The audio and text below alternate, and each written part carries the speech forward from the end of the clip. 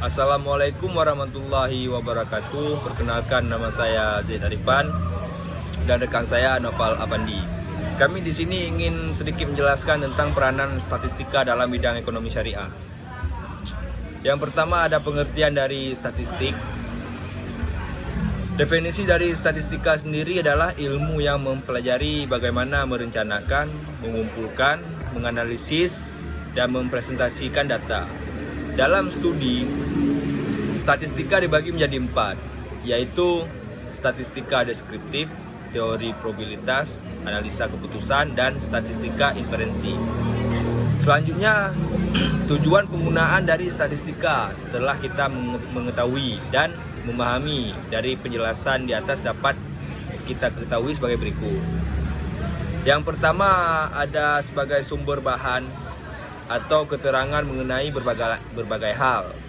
Yang kedua, ada mendeskripsikan atau menjelaskan data terkait populasi tertentu. Yang ketiga, memperoleh gambaran masalah dari suatu populasi. Selanjutnya, membuat estimasi dari data untuk dijadikan sebagai dasar dalam mengambil keputusan.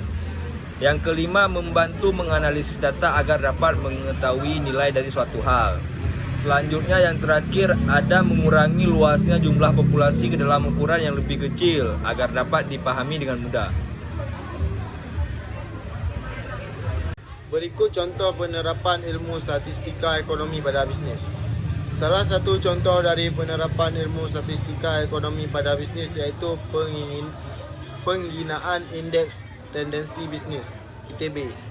Indeks tendensi bisnis adalah indikator perkembangan ekonomi terkini yang datanya diperoleh oleh survei tendensi bisnis yang dilakukan oleh Bandana Pusat Statistik bekerjasama dengan Bank Indonesia dengan variabel pembentuk indeks tendensi bisnis iaitu pendapatan usaha, penggunaan kapasitas produksi atau usaha dan rata-rata jam kerja dengan memasukkan 9 sektor yang ada antara lain. 1. Pertambangan dan penggalian. 2. Listrik, gas dan air bersih konstruksi. 3. Perdagangan, hotel dan restoran. 4. Transportasi dan telekomunikasi. 5. Keuangan, persewaan dan jasa. Setelah dijabarkan, bagaimana peranan statistika ekonomi dalam berbagai disiplin ilmu khususnya dalam ekonomi, industri dan bisnis diharapkan bisa membantu menentukan keputusan yang akan diambil secara tepat sehingga hasilnya sesuai harapan. Statistika membantu dalam mengambil keputusan yang tepat, alat untuk mengendalikan kualitas dan memungkinkan untuk mengetahui peluang suatu kejadian di masa mendatang. Statistika sering digunakan oleh ekonom, pemimpin perusahaan baik dalam bidang keuangan, manajemen, akuntansi dan bidang lainnya. Dalam esensi statistika ada 3 hal yang sangat penting dari statistika, yaitu data yang tersedia atau data historis.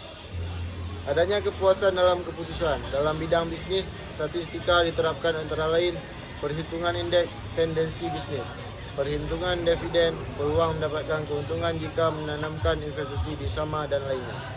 Sekian dari kelompok kami. Assalamualaikum warahmatullahi wabarakatuh.